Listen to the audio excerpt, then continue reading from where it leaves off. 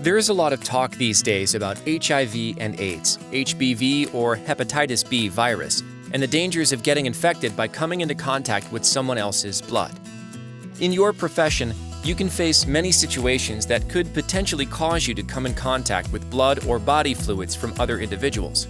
Whether it's removing trash that contains a used syringe, handling laundry soiled with blood, or simply cleaning up after a sick child, the precautions you follow for handling these procedures could mean preventing serious illness or even death. That's why OSHA, the Occupational Safety and Health Administration, has developed the Bloodborne Pathogen Standard to provide guidelines that will help you eliminate, or at least reduce, your exposure to HBV, HIV, and other bloodborne pathogens while in the workplace. This video, which is included in Betco's university training courses, focuses on OSHA's Bloodborne Pathogen Standard for the workplace. This video will cover what are bloodborne pathogens, who is covered by the OSHA Bloodborne Pathogen Standard, what is exposure, following universal precautions, protective practices, what if exposure occurs, HBV symptoms, HIV symptoms, and employer responsibilities. Betco has over 300 specialty cleaning products and a full line of equipment and accessories. Prior to using any cleaning chemical, be sure that you read the label and consult the safety data sheet for that product. Before going any further, let's provide a definition for bloodborne pathogens. Bloodborne pathogens are pathogenic microorganisms that are present in human blood and can cause disease in humans. These pathogens include, but are not limited to, Hepatitis B virus, HBV, and human immunodeficiency virus, HIV, associated with AIDS. OSHA originally developed the bloodborne standard for healthcare and hospital employees, but it has been expanded to include any occupation in which reasonably anticipated contact with blood or other potentially infectious materials may occur, including someone who may be responsible for the cleanup of blood or body fluids, or even those who remove trash or handle laundry. Within these settings, there may be potentially infectious materials, and how you take care of them can literally make the difference between life and death. Most occupational exposure to bloodborne pathogens occurs when the pathogen comes in contact with the employee's mucous membranes, like the nose or mouth, or breaks in the skin, like needle sticks, human bites, cuts, or abrasions. Body fluids such as blood, vomit, and in some instances, saliva, can potentially contain bloodborne pathogens, but you can easily protect yourself from coming into contact with the fluids by following universal precautions. The Centers for Disease Control and Prevention established the universal precaution approach, recommending that blood and certain body fluids from all patients be considered potentially infectious, and that infection control precautions be taken to minimize the risk of exposure. This is the approach taken by OSHA in the Bloodborne Standard. The best defense is a thorough offense. Always follow universal precautions, as well as your facility's exposure control plan when handling contaminated materials. This means that at all times, assume that all blood and most body fluids are contaminated with bloodborne pathogens, and that you should follow proper protective practices when handling a cleanup or an exposure. Alternative color coding or labeling of laundry is acceptable if all of the soiled laundry is handled using universal precautions, and the labeling or color coding is sufficient to let all employees know that compliance with universal precautions is required. If laundry is shipped to a location that does not use universal precautions, the bags or containers must be properly labeled and color-coded red or orange. Remember that needles or other sharp objects may be hidden within the laundry.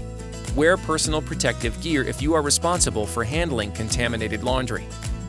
Besides protecting yourself, you are responsible for containing the bloodborne pathogens and decontaminating the area so someone else isn't exposed. It is crucial to clean and disinfect the area with the appropriate disinfectant cleaner. After a cleanup procedure, always remove and dispose of your gloves and other equipment in a properly labeled container or a red or orange infectious waste bag. Thoroughly wash your hands with a hand cleaner immediately after you remove the gloves, goggles, or other personal protective equipment. Good hand washing helps reduce the spread of infection and disease. All containers and cleaning equipment, such as mop buckets and tongs used during decontamination, must be disinfected following use. If there is any chance that you have been exposed to bloodborne pathogens, contact your supervisor immediately for specific instructions on exposure protocol. Also, notify your physician. Once an exposure occurs, be sure to pay attention to your health and watch for any symptoms that are related to HIV or HBV. Hepatitis B, or HBV, is a type of liver disease that inflames the liver and leads to liver damage and sometimes even liver cancer. HBV has the following symptoms: fatigue, abdominal pain, loss of appetite, nausea, jaundice, vomiting, diarrhea, light-colored stools, and dark urine. HBV symptoms may not appear for some time after initial exposure. Notify your healthcare provider immediately if you think you may be at risk for HBV. Hepatitis B vaccinations must be made available at no cost to all employees who have occupational exposure. Vaccinations must be provided after initial bloodborne pathogen training and within 10 working days of any assignment, which could result in occupational exposure. If someone should contract HIV, they may develop AIDS, or acquired immune deficiency syndrome. Symptoms of HIV infection could include constant fatigue, sore throat, persistent fever, persistent rash of unknown origin, night sweats, persistent swollen glands, mild to severe flu-like symptoms. Just like HBV, HIV symptoms may not appear for many years after the exposure. If you think you may be at risk for HIV, contact your healthcare provider immediately.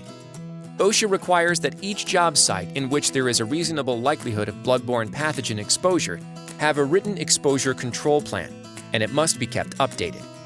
Reviewing the plan, at least annually, is an important part of knowing how to protect yourself. Your supervisor should provide a copy upon request. OSHA requires specific documentation from your employer. When an exposure occurs, your employer must maintain certain records for 3 years after the exposure. Now that you understand OSHA's concern for your health and safety, take time to see how your employer has responded to the challenge. You may want to read your facility's written exposure plan. Always take universal precautions when there's a chance you could be exposed to bloodborne pathogens. Remember these protective practices when you're facing bloodborne pathogen concerns. Always wear personal protective equipment. Never eat, drink, smoke, or apply lip balm in areas in which there's a possibility of bloodborne pathogen exposure. Never manually compress trash.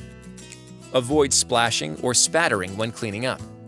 Never reuse towels or sponges. Use spatulas, absorbents, or tongs for cleanup, when possible. Handle contaminated laundry cautiously. Use properly labeled or color-coded containers and bags when disposing of or transporting materials contaminated with bloodborne pathogens. This includes gloves, laundry, and equipment. Always decontaminate surfaces and/or areas with Betco disinfectants. Always properly wash your hands. Disinfect equipment and materials used for cleanup. And if you think you may have been exposed to bloodborne pathogens, contact your supervisor and physician immediately. If you need more information, ask your supervisor or check out the OSHA website at www.osha.gov. You can also contact your regional OSHA office. Remember, you play an important role in preventing or reducing contact with bloodborne pathogens to others, as well as yourself.